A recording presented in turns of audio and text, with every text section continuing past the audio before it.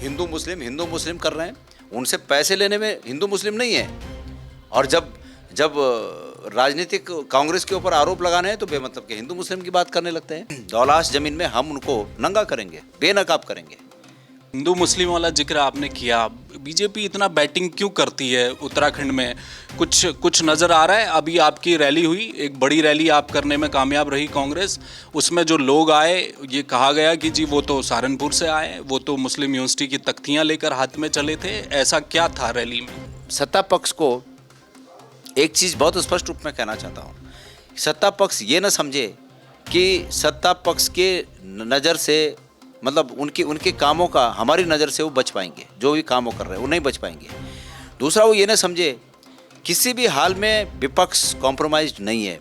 मुख्यमंत्री लाभार्थी हैं उस पूरी साजिश में और भ्रष्टाचार में, राजनीतिक रूप से भी लाभार्थी हैं और आर्थिक रूप से भी लाभार्थी हैं। तो मुख्यमंत्री चूंकि लाभार्थी हैं, मैं ये साबित करूंगा और साबित हो चुका है। डिबेट चाहते हैं आप मुख्यमंत्री? बिल्कुल, मैं चाहता हूं कि डिबेट हो और सार्वजनिक जगह पर हो, मीडिया के सामने हो, आम आदमी क्वेश्चन पूछ सके। ईंग लगे ना फिटकरी, रंग आवेगा चोखा। तो बस वो चोखा रंग एक दो बार आ चुका है। ये भ्रष्टाचार करते हैं, व्यभिचार कराते हैं, लोगों को ब्लैकमेल करते हैं और फिर अत्याचार करते हैं। ये तीन अस्त्रों से सत्ता तक पहुंचने का रास्ता बनाते हैं। हमारा धर्म कहीं खतरे में नहीं है। गणेश गोदियाल सनातन का, हमारा पक्का उस सनातन पर, अपने धर्म पर विश्वास है और मुझे गर्व है इस बात का कि मेरा अपने धर्म के अनुरूप आचरण रहा। उनके दुकान में हिंदू मुस्लिम के अलावा और मुस्लिम यूनिवर्सिटी के तावीज़ के अलावा कोई सामान नहीं है उनके पास। डेमोग्राफी चेंज, हिंदू मुस्लिम, फलाना जिहाद, इसके अलावा मुख्यमंत्री जी की दुकान में कुछ नहीं है। और तावीज़ भी तो हरीश रावत जी के गले में बांधती है ना? नहीं, हम उनके गले में बांधेंगे, ये अब उनके गले में बांधेंगे। दौलास जमीन प्रकरण के बाद हम उनको बेनकाब करके ये तावीज़ उनके गले में टाल के रहेंगे। चुनाव जीतते ही ले जाएंगे राजधानी वहाँ? दूसरा, निश्चित मैंने ये कहा है कि वहीं शपथ ग्रहण होगा और सरकार वहीं से चलेगी। आप मान जाएंगे? आपके कई, जैसे तिलक राज भेड़ हैं, आपके विधायक हैं, वो कहते हैं जी नीचे होनी चाहिए राजधानी। और भी कई नेता हैं, यहाँ तो तराई भाबर का इलाका है, बड़ी सीटें। ये जो फील्डिंग सजाएंगे ना आप, चूँकि जितनी बातें आप कर रहे हैं, ये अल्टीमेटली जिस दिन वोटिंग होगी ना, उस दिन बूथ लेवल पर कांग्रेस हमेशा पिछड़ती रही है। इस बार सब कुछ ठीक करते हुए आप चले जा रहे हैं। वो आखिर में एक तो टिकट बंटवारे की लड़ाई, और दूसरा जिस दिन वोट होता है उस दिन आपका कार्यकर्ता क्या घर घर पहुंचेगा, इस बार खींच कर लाएगा लोगों को जिस तरह बीजेपी के लोग जाते हैं, वो माइक्रो मैनेजमेंट आप करेंगे? लेकिन इस कुर्सी पर बैठकर मैं अपनी महत्वाकांक्षाओं को त्याग दूं तो तभी आसान भी है। तो मैंने अपने इस कुर्सी पर बैठने के बाद ये महत्वाकांक्षाएं बिल्कुल त्याग दी हैं, मन से त्याग दी हैं, मन और मस्तिष्क से त्याग दी हैं और एक ही फोकस है। मुझे उम्मीद है कि टेबल टिकट जब बट रहे होते हैं फिर देखिए मेरी बात सुनिए, ये सभी पार्टियों में टिकटों के लिए होता है, उसमें कोई बुराई थोड़ी है। बस कुछ ही महीनों बाद उत्तराखंड में विधानसभा का चुनाव होने जा रहा है। इस बार कांग्रेस बदली हुई नज़र क्यों आ रही है? पिछले कई चुनावों में हमने देखा कि कांग्रेस के भीतर नेता सेल्फ गोल करते नज़र आते थे, बीजेपी से पिछड़ती हुई कांग्रेस नज़र आ रही थी। लेकिन इस बार समय से पहले बीजेपी वहां अपनी कार्रवाई शुरू करती, लेकिन कांग्रेस सड़कों पर उतर गई। ऐसा चेंज क्यों आया? क्या ये बदलाव का समय है और इसे भांप गई है कांग्रेस? बातचीत के लिए मेरे साथ गणेश गोदियाल हैं। सर, सबसे पहले तो ये बताइए, वो घुट्टी कौन सी पिलाई आपने अपने नेताओं को, जो अक्सर आखिरी साल में चुनाव आते आते सेल्फ गोल वाले बयान भी आते थे और कई तरह की इस तरह की गतिविधियां भी होती थी? इस बार एकजुट रखने में आप कामयाब हो गए? नहीं, न तो मेरे पास ऐसी कोई घुट्टी है और न मैं किसी को घुट्टी पिलाने की मनसा रखता हूँ। सच्चाई ये है कि कांग्रेस के सभी नेता अपने आप में पार्टी के प्रति समर्पित हैं। ये अलग बात है कि अलग अलग नज़रिए से लोग देखते हैं, मीडिया अलग नज़रिए से देखता है। मीडिया ने कब किसको किस रूप में देखा मैं नहीं जानता, लेकिन कांग्रेस के सभी नेता पार्टी के प्रति समर्पित हैं और पार्टी के प्रति समर्पण का परिणाम था कि जो आपने इस समय रैली देखा और जिसका आपने अपने शब्दों में ब्यौरा प्रस्तुत किया। तो सभी कांग्रेस के नेता, मैं नहीं मानता कि पिछले चुनाव में कोई ऐसी ढील रही। सब लोगों ने मेहनत की, अभी भी सब लोगों ने मेहनत की, आगे और इस मेहनत को बढ़ाएंगे। लेकिन ये सच है कि सभी कांग्रेस के नेता और कार्यकर्ता इस बात पर एक मत हैं, इस बिंदु पर एक मत हैं कि हम अपनी इस मेहनत को, इस प्रयास को और ज़्यादा बढ़ाएंगे और बीजेपी को और बीजेपी की सरकार को घुटने टेकने पर मजबूर करेंगे। हमने अंकिता भंडारी हत्याकांड का मसला देखा। आपने जिस दिन उर्मिला सनावर ने ये मामला सामने लाया, आप दिल्ली में जाकर प्रेस कॉन्फ्रेंस आपने की। हर मुद्दे पर बीजेपी से एक स्टेप आगे कांग्रेस रही है, ऐसा पिछले कुछ घटनाक्रम में हमने देखा। चाहे वो लॉ एंड ऑर्डर का इश्यू हो, उस मुद्दे को उठाना हो, ये लैग, ये कमी आपको महसूस हो रही थी? उत्तराखंड में कांग्रेस लगातार 10 सालों से बाहर रह गई, ये एक बड़ा कारण था? नहीं, मेरे को कोई कमी महसूस नहीं हो रही थी, कमी नहीं थी कोई। लेकिन ये ठीक है कि हर एक व्यक्ति का अपना तरीका होता है, तो मेरा भी अपना तरीका है। मैं नई प्रदेश अध्यक्ष था तो मैं तब भी चीज़ों को उठाता था और चीज़ें उठती थी, ऐसा नहीं कि नहीं उठती थी। अब मैं प्रदेश अध्यक्ष हूँ तो जिन चीज़ों को मैं उठा रहा हूँ तो उसको और ज़्यादा थोड़ा स्पेस मिल जाता है तो वो और फैलती है। तो ये ज़रूर है फ़र्क, लेकिन ऐसा नहीं है कि पहले चीज़ें नहीं उठती थी, पहले भी चीज़ें उठती थी। अंकिता भंडारी हत्याकांड के समय यहाँ पर प्रदेश में करण मेहरा जी अध्यक्ष थे और निश्चित रूप में उन्होंने उन चीज़ों को उस समय भी उठाया, हम सब ने उठाया। आपको याद होगा, आप भी उसके प्रत्यक्षदर्शी थे। ये आपका चैनल जय भारत उसका प्रत्यक्षदर्शी था, लोगों को दिखा रहा था कि उस दिन ये जो एक माहौल बन गया था कि इन्होंने, सरकार ने वहाँ बुलडोज़र चला के बहुत बड़ी उपलब्धि हासिल कर ली है। हम ही लोग थे कि हम लोगों ने इस बात को कहा कि ये तोड़ने की कार्रवाई नहीं है, ये सबूतों को मिटाने की कार्रवाई है, ये साजिश है। और उसके बाद वो स्थापित बात हुई और सच्चाई ये आज भी हुई है।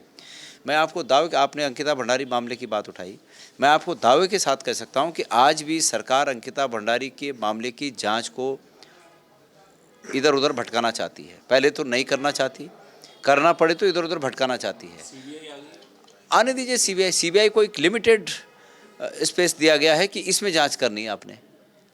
इसकी तो जांच इस तरह होनी चाहिए थी कि जांच का आधार उनके माता पिता का एप्लीकेशन, अंकिता भंडारी के माँ बाप का एप्लीकेशन, जांच का आधार, और समग्र शुरू से स्टार्ट कि किसका फ़ोन किसको गया, कौन कितने दिन से किसके फ़ोन में संपर्क में था, किसने तोड़ने के लिए कहा, किसने तोड़ा, कौन, तो सब चीज़ें होनी चाहिए थी।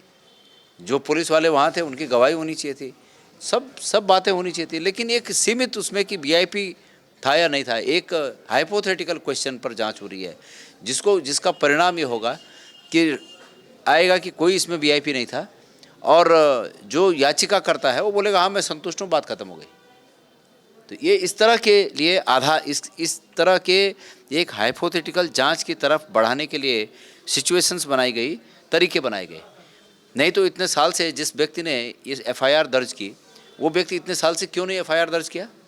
ये जब बवाल हुआ, जब मुख्यमंत्री ने घोषणा की कि इसकी सीबीआई जांच हम करेंगे और अंकिता भंडारी के माता पिता का एप्लीकेशन जब मुख्यमंत्री जी को मिल गया, उसके बाद एफआईआर दूसरे की दर्ज हुई और उस पर संज्ञान लिया गया। आप बोलो नहीं क्या ये साजिश है?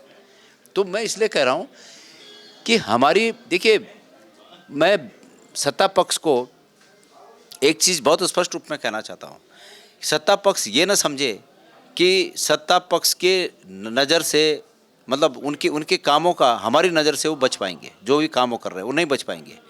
दूसरा, वो ये न समझे किसी भी हाल में विपक्ष कॉम्प्रोमाइज्ड नहीं है। अभी दौलास ज़मीन में हम उनको नंगा करेंगे, बेनकाब करेंगे। ये साजिश है सरकार की, इस प्रदेश की ज़मीनों को बेचने की साजिश है। बेशर्म होकर किस प्रकार से उन लोगों के साथ फ़ोटो खिंचा रहे हैं, उनसे मतलब आर्थिक रूप में सहायता स्वीकार कर रहे हैं और दूसरे दिन हिंदू मुस्लिम कर रहे हैं। उनसे पैसे लेने में हिंदू मुस्लिम नहीं है, और जब राजनीतिक कांग्रेस के ऊपर आरोप लगाने हैं तो बेमतलब के हिंदू मुस्लिम की बात करने लगते हैं। तो अभी तो सरकार को हम ढंग से बेनकाब करेंगे। ये जो हिंदू मुस्लिम वाला जिक्र आपने किया, बीजेपी इतना बैटिंग क्यों करती है उत्तराखंड में? कुछ नज़र आ रहा है? अभी आपकी रैली हुई, एक बड़ी रैली आप करने में कामयाब रही कांग्रेस, उसमें जो लोग आए, ये कहा गया कि जी वो तो सहारनपुर से आए, वो तो मुस्लिम यूनिवर्सिटी की तख्तियाँ लेकर हाथ में चले थे। ऐसा क्या था रैली में? देखिए, उनके पास और कुछ है ही नहीं। उनके दुकान में हिंदू मुस्लिम के अलावा और मुस्लिम यूनिवर्सिटी के तावीज़ के अलावा कोई सामान नहीं है उनके पास। डेमोग्राफी चेंज, हिंदू मुस्लिम, फलाना जिहाद, इसके अलावा मुख्यमंत्री जी की दुकान में कुछ नहीं है। और तावीज़ भी तो हरीश रावत जी के गले में बांधती है ना? नहीं, हम उनके गले में बांधेंगे, ये अब उनके गले में बांधेंगे। धौलास ज़मीन प्रकरण के बाद हम उनको बेनकाब करके ये तावीज़ उनके गले में डाल के रहेंगे। झूठा आरोप था ना ये। बेमतलब का बात है, कुछ था ही नहीं, बेमतलब की बात है। मुख्यमंत्री इस बात के आरोपी हैं कि जिस बात को वो मुस्लिम यूनिवर्सिटी की ज़मीन के बारे में कह रहे हैं उससे कांग्रेस का क्या लेना देना है वो उसको साबित करें। और दूसरी बात, उस ज़मीन को लैंड यूज चेंज करने के लिए उन्होंने इतनी क्यों मेहनत की, वो बेचने के लिए परमिशन क्यों दी, इसका उन्हें जवाब देना पड़ेगा।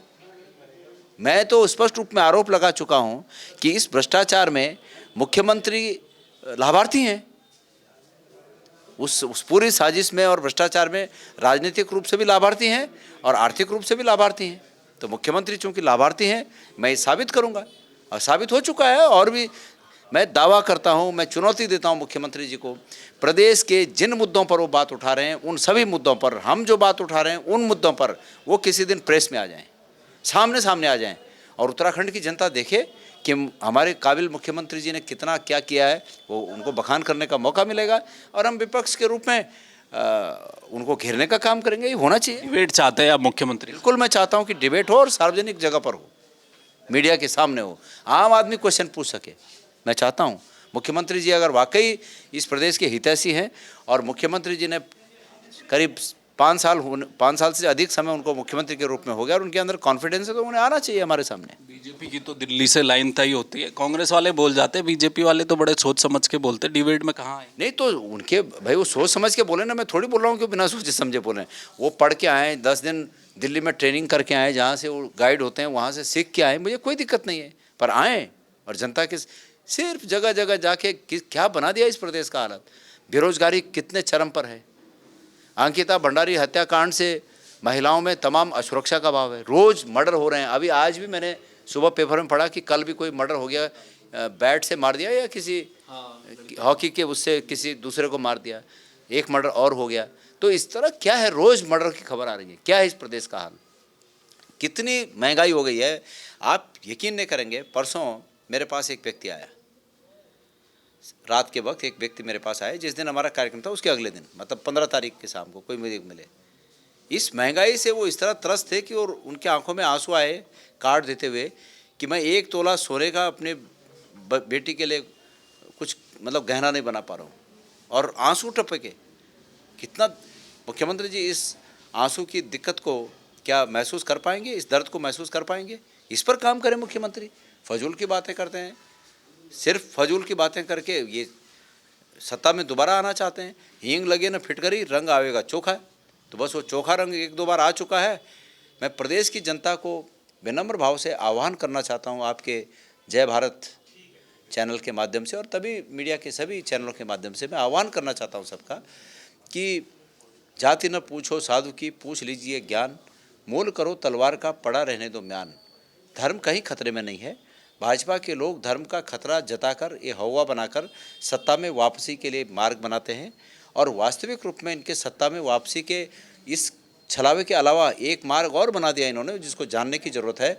और उस मार्ग को बनाने के लिए इनके पास 3 अस्त्र हैं: व्यभिचार, भ्रष्टाचार और अत्याचार। ये भ्रष्टाचार करते हैं, व्यभिचार कराते हैं, लोगों को ब्लैकमेल करते हैं और फिर अत्याचार करते हैं। ये 3 अस्त्रों से सत्ता तक पहुंचने का रास्ता बनाते हैं लोग। तो इसको समझें, हमारा धर्म कहीं खतरे में नहीं है। गणेश कौदियाल सनातन का, हमारा पक्का उस सनातन पर, अपने धर्म पर विश्वास है और मुझे गर्व है इस बात का कि मेरा अपने धर्म के अनुरूप आचरण रहा। मुझे इस बात का गर्व है। बीजेपी के लोग मेरे उसको हिला देंगे क्या, मेरे विश्वास को हिला देंगे क्या? तो इसी प्रकार जिस प्रकार से गणेश कौदियाल का अपने सनातन पर अटूट विश्वास है, आप लोगों का भी उस पर अटूट विश्वास है। उसको कोई खतरा नहीं है। बस खतरा सिर्फ ये हवा इसलिए खड़ा करते हैं ताकि सत्ता में आ सकें। पिछली बार हमने संकल्प लिया था कि हम सत्ता में आएंगे तो हम उत्तराखंड में एक बड़ा काम करेंगे। हम सड़कों में बहुत ज़्यादा डामरीकरण कर पाएँ, अच्छी बात है, न कर पाएँ उसको कोशिश करेंगे। हम बहुत स्कूल हमने खोल दिए और नए स्कूल कितने खोलने हैं उस पर देखेंगे।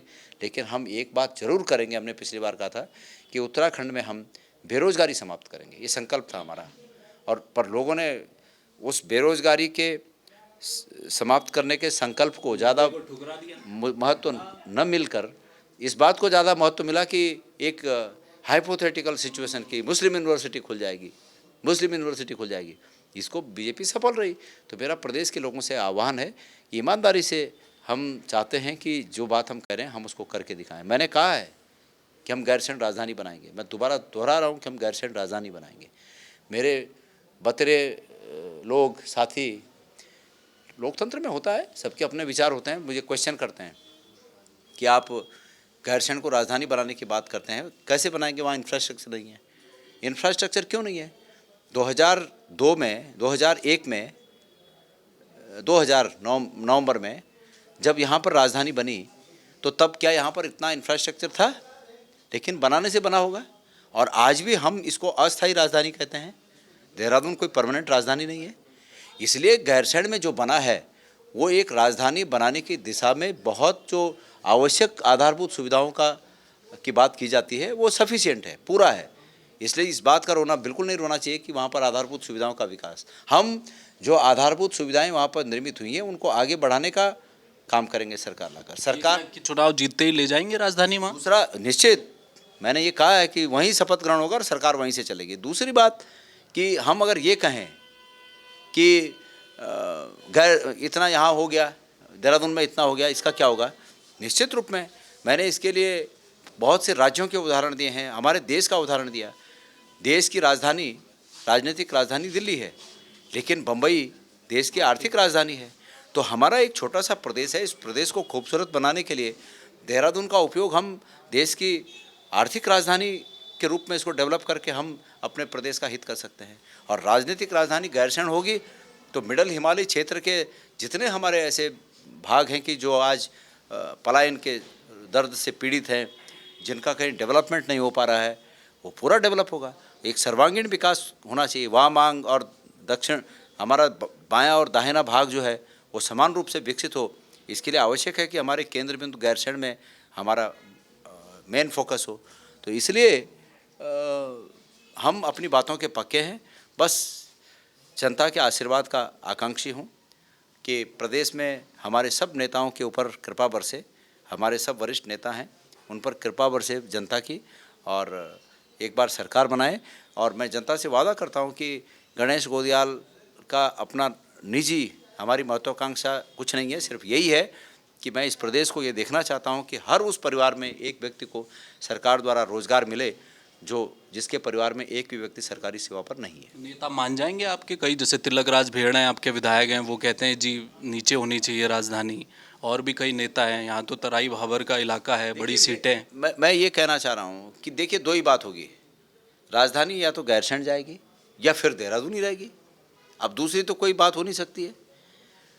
तो ये सभी लोग इस सच्चाई को समझेंगे, और चूंकि वो सबसे केंद्र बिंदु है भौगोलिक दृष्टि से भी, तो कोई दिक्कत की बात नहीं है। सभी उसमें, मैं समझता हूँ कि सभी लोग उसको मान लेंगे। मेरा आखिरी सवाल है, छोटा सा है, ये जो फील्डिंग सजाएंगे ना आप, चूँकि जितनी बातें आप कर रहे हैं, ये अल्टीमेटली जिस दिन वोटिंग होगी ना, उस दिन बूथ लेवल पर कांग्रेस हमेशा पिछड़ती रही है। इस बार सब कुछ ठीक करते हुए आप चले जा रहे हैं। वो आखिर में एक तो टिकट बंटवारे की लड़ाई, और दूसरा जिस दिन वोट होता है उस दिन आपका कार्यकर्ता क्या घर घर पहुंचेगा, इस बार खींच कर लाएगा लोगों को जिस तरह बीजेपी के लोग जाते हैं, वो माइक्रो मैनेजमेंट आप करेंगे? मेरा ये मानना है कि नेताओं से ज़्यादा सत्ता लाने की ललक हमारे कार्यकर्ताओं में दिख रही है। वही लाते हैं। तो आपका जो प्रश्न है कि क्या वो लाएंगे, चूँकि नेताओं से ज़्यादा ललक हमारे कार्यकर्ताओं में दिख रही है, तो मेरा विश्वास है कि हमारा कार्यकर्ता एक एक व्यक्ति को उठा कर कंधों में बिठा कर मतदान केंद्र तक लाएंगे, क्योंकि ललक नेताओं से ज़्यादा उनमें दिख रही है। और होना चाहिए। नेता तो गिनती के हैं, लेकिन कार्यकर्ता अनगिनत हैं। और जब अनगिनत लोगों में ललक पैदा होगी, आपने देखा होगा परसों सड़कों पर बीजेपी कुछ भी बोले, लेकिन आपने स्वयं देखा होगा कि कार्यकर्ताओं में क्या जोश था। कार्यकर्ता नेताओं के एक साथ आने से कितने प्रफुल्लित थे। मुझे बहुत से अनगिनत लोगों ने मुझे फ़ोन पर इस बात की बधाई दी कि बहुत अच्छा लगा जब सब लोग मतलब अपने अपने से प्रयास करते हुए दिख रहे थे। तो हम इसको पूरा करेंगे। ये तब दिक्कत है जब इस कुर्सी पे बैठकर मैं अपने लिए महत्वाकांक्षा पालूं, तब ये दिक्कत है। लेकिन इस कुर्सी पर बैठकर मैं अपनी महत्वाकांक्षाओं को त्याग दूं, तो तब ये आसान भी है। तो मैंने अपने इस कुर्सी पर बैठने के बाद ये महत्वाकांक्षाएं बिल्कुल त्याग दी हैं, मन से त्याग दी हैं, मन और मस्तिष्क से त्याग दी हैं। और एक ही फोकस है कि सत्ता आने पर जो बातें मैं कह रहा हूँ उन बातों को मुझे यथार्थ में सामने लाना है, करके दिखाना है। बाकी नेता भी यही बात बोले ना जो आप बोल रहे हैं। मुझे उम्मीद है कि वो टेबल टिकट जब बट रहे होते हैं फिर फुटबॉल हो जाता है। देखिए मेरी बात सुनिए, ये सभी पार्टियों में टिकटों के लिए होता है, उसमें कोई बुराई थोड़ी है।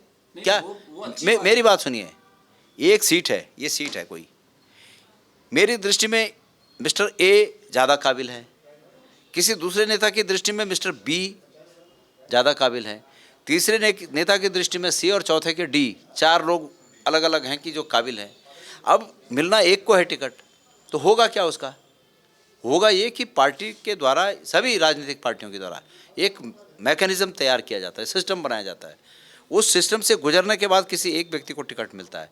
हमारा काम ये है कि मैंने अगर मिस्टर ए के लिए कहा है, लेकिन सिस्टम से मिस्टर सी आ गया है, तो मैं उस सी को जिताने के लिए अपना सर्वस्व लगा दूं। फिर आप लगाए ना, कोप भवन में न जाए ना नेता। हाँ बिल्कुल लगेगा, सब लोग लगाएंगे, सब लगाएंगे।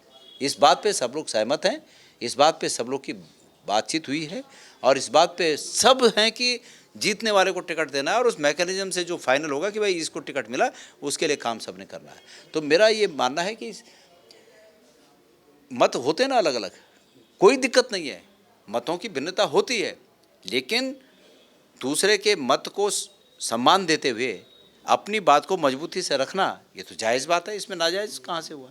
ये मैं इसको जायज़ मानता हूँ। अभी भी किसी भी बात पे, चाहे बीजेपी हो, कांग्रेस हो, दूसरी पार्टियां हों, सभी पार्टियों में अपने अपने तरीक़ों से अपनी अपनी बात रखते हैं लोग। तो ये तो हमारे डेमोक्रेटिक सिस्टम का एक तरीका है, अच्छी बात है, और उसके बाद एक बात पर तय होता है, तो कोई दिक्कत नहीं है। मैंने कह दिया आपको कि इस कुर्सी का बहुत से लोग अनुसरण करते हैं, और जब इस कुर्सी पर बैठकर मैं अपने महत्वाकांक्षाओं को त्याग चुका हूं, तो इस बात का भी लोग अनुसरण करेंगे। इसलिए सब लोग मिलकर सत्ता में पार्टी को लाएंगे। धन्यवाद। बहुत शुक्रिया। धन्यवाद। तो ये थे गणेश गोदियाल। देखिए, टिकट बंटवारा होगा, झगड़ा होगा, तमाम लोगों के अलग अलग विचार होंगे, लेकिन जिसे टिकट मिलेगा उसके पीछे कांग्रेस का एक एक कार्यकर्ता लगेगा। इस बात की गारंटी इस बार गणेश गोदियाल दे रहे हैं। इसके बाद अगर कांग्रेस सत्ता में आती है तो गैरसैंण राजधानी वो ले जाने की बात कर रहे हैं, बड़ी बात कर रहे हैं। लॉ एंड ऑर्डर का मुद्दा होगा और कांग्रेस इसी मजबूती के साथ आगे बढ़ती रहेगी। कैमरामैन मयूर उपाध्याय के साथ हेमभट्ट, जय भारत टीवी। आप देख रहे हैं जय भारत टीवी।